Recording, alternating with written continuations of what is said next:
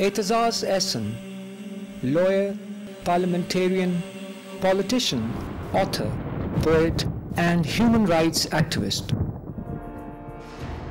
A senior parliamentarian who served as a provincial minister, federal minister, as well as the leader of the House and leader of the opposition in the Senate of Pakistan. Aitzaz is a leading advocate. He made history when he was simultaneously the attorney for former Prime Ministers Benazir Bhutto and Nawaz Sharif. Both reposed their trust in him, as did Mukhtar Mai, the gang rape victim and journalist handcuffed by military tribunals. Most recently, Ahsan represented the Chief Justice of Pakistan, Mr. Iftikhar Muhammad Chaudhry, when he was forcibly ousted by the military commander General Musharraf. Ahsan, born in a political family in 1945, received his early education at Aitzaz College and Government College Lahore. He then studied law, Downing College, Cambridge, and was called to the bar at the Gray's Inn, London. In 1970, he stood first in the CSP examination, but refused to join government service in protest against General Yahya Khan's military dictatorship and began to oppose the military regime. He also joined Pakistan's People's Party, founded by Mr. Zulfikar Ali Bhutto. In 1972, Aitzaz married Bushra Saifullah, and they have 3 children, Saman, Ali and Zainab. On July 5, 1977, General Ziaul Haq imposed martial law. Aitzaz began to resist the martial law regime. He became an active participant in the MRD, the Movement for Restoration of Democracy, and repeatedly found himself behind bars. Bushra also faced tear gas, police batons, and arrests while leading women activists. In 1988, the Pakistan People's Party came into government. Aitzaz was given the important portfolios of Interior and Law. In the first press conference with the Prime Minister, he announced the release of thousands of political prisoners detained by the military regime. After the fall of the PPP government in 1990, Ahsan defended Benazir Bhutto in court in several cases brought against her. Meeting world and Indian leaders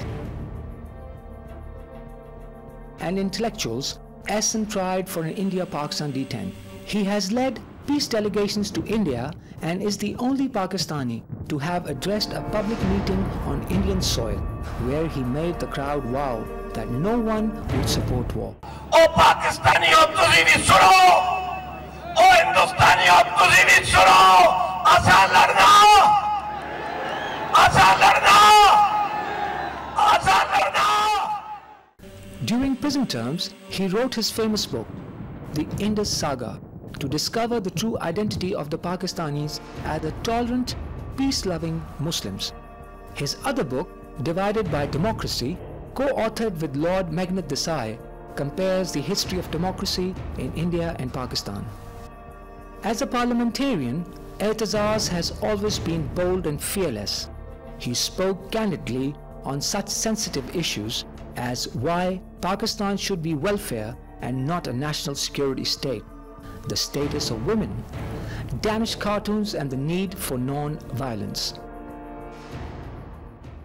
We are one of only 2 states ruled by, which are headed by military commanders. One is Burma, the other is Pakistan. Shame, shame, shame.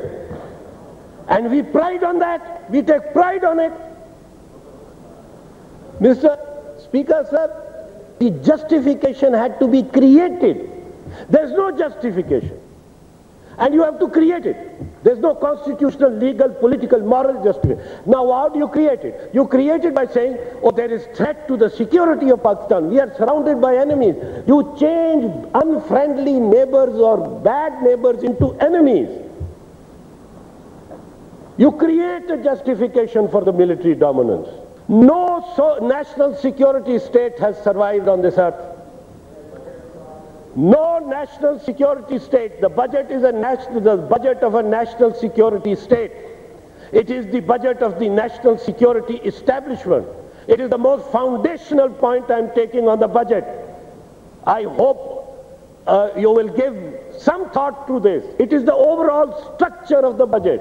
You look at a room and say this room should have a sofa here and a chair here. I am looking at the entire building, the entire structure, and telling you it is faulted, it is flawed.